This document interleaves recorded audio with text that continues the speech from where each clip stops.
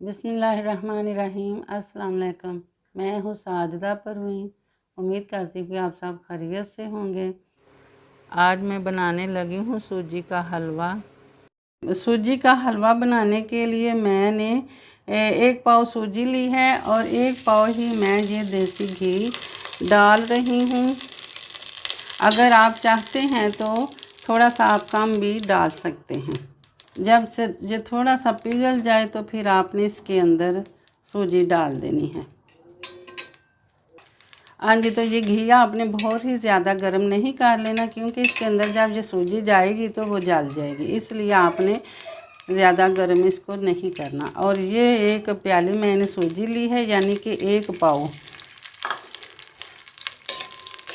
इसको मिक्स कर देंगे और भूनते वक्त आपने बिल्कुल नीचे से चूल्हा हल्का ही रखना है। अगर चूल्हा ऊंचा हुआ तो फिर ये सूजी अंदर से कच्ची रह जाएगी और घी मुझे कम लग रहा है, इसलिए मैं इसमें थोड़ा सा देसी घी और डाल रही हूँ। आप डालडा घी में भी इसको बना सकते हैं और ऑयल में भी इसको बना सकते हैं। इस तरफ हमारी ये सूजी भुनी जा रही है, तो ये आपने देख रहे हैं कि इतना आपने फ्लेम को रखना है जितना कि ये बबल आ रहे हैं, यानी कि दम से थोड़ा सा ऊंचा आपने चूल्हा रखना है। ये दूसरी तरफ मैंने ये पानी को चूल्हे पे ऊपर चढ़ाया हुआ है। ये 1 पाव सूजी के लिए मैंने 1 किलो पानी लिया है और इसके अंदर ये मैंने 1 प्याली सूजी थी और मैं इसके अंदर 1.5 प्याली चीनी डाल रही हूँ। ये आधी प्याली ये है चीनी की। अगर आप चाहते हैं तो आप ये 2 प्याली भी डाल सकते हैं, यानी कि डबल चीनी भी आप कर सकते हैं। तो ये मैंने 1.5 गुना चीनी डाली है, यानी कि 1.5 प्याली चीनी मैंने इसके अंदर डाल दी है। जब ये शीरा तैयार हो जाएगा तो फिर मैं आपको बताऊंगी। इसको ऊपर से ढक दूंगी। जब शीरे को उबाल आ जाए तो आपने चूल्हा हल्का कर देना है और 5 मिनट के लिए शीरे को पका लेना है। हाँ जी, तो ये देखिए इधर हमारी जो सूजी है हलवे के लिए वो ऊपर आ गई है, यानी कि फूल गई है। सूजी को आपने उस वक्त तक भूनते जाना है जब तक ये बादामी कलर ना आ जाए इसका। हाँ जी, तो इधर सूजी हमारी ये बादामी कलर की हो गई है और ये इसने घी भी छोड़ दिया है। आप देख सकते हैं कि ये घी भी इसने छोड़ दिया है, इसका मतलब है कि ये भुनी जा चुकी है। अब नीचे से मैं चूल्हा बंद कर दूंगी और इसको ठंडा होने का इंतज़ार करूंगी। दूसरी तरफ शीरा हमारा तैयार हो गया है, इसका भी मैं चूल्हा बंद कर दूंगी। आपने ये सूजी को बिल्कुल भी ठंडा नहीं कर लेना। तो इसमें अब हम ये शीरा डाल रहे हैं। बिस्मिल्लाहिर्रहमानिर्रहीम। आज मैं आपको बहुत परफेक्ट तरीका आपको बताऊंगी, जिससे आपका हलवा जो है खीर की तरह का नहीं बनेगा और बहुत ही ये इसका हलवे का दाना दाना लहदा ही आपको निखरा हुआ मिलेगा। तो नीचे से चूल्हा ऑन कर लेते हैं और इसके उबाल आने तक मैं आपको बाद में दिखाऊंगी। हाँ जी, तो ये उबाल आ गए हैं। आपने बहुत ही आराम के साथ इसको चम्मच हिलाना है। बिल्कुल आपने वो खीर की तरह चम्मच नहीं हिलाना, वरना ये भी खीर ही बन जाएगी। तो अब हम डाल रहे हैं इसमें ये बादाम से निकले हुए गिरियाँ, जो कि मैंने इनको मोटा मोटा कूट लिया है, ये भी इसी के अंदर ही जाएंगी।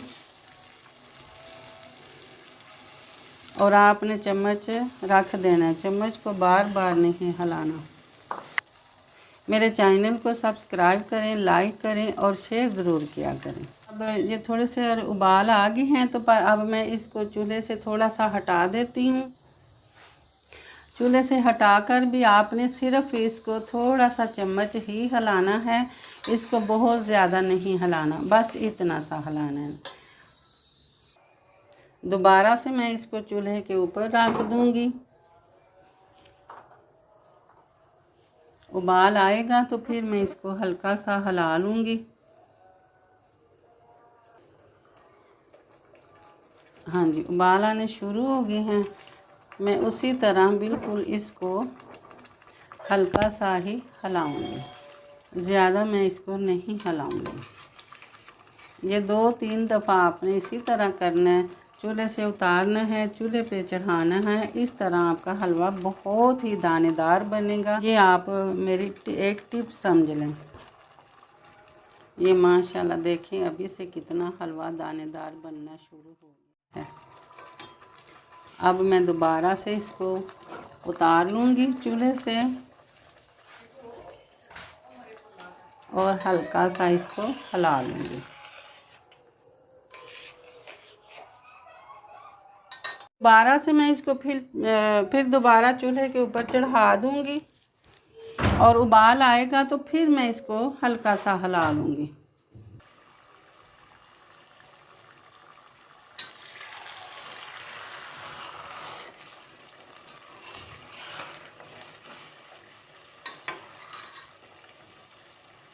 अब ये मैं तीसरी दफ़ा चूल्हे से हटा रही हूँ।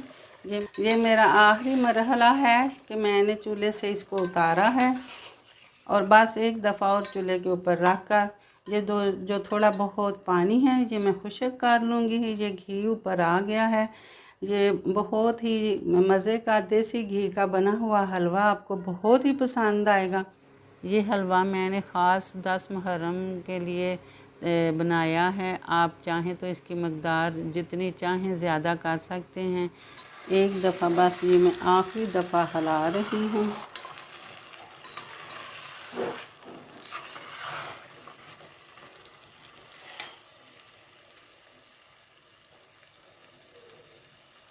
तो हलवा हमारा तैयार हो गया है। अब मैं नीचे से चूल्हा बंद करने लगी हूँ और अब हम इसको डिश आउट करेंगे।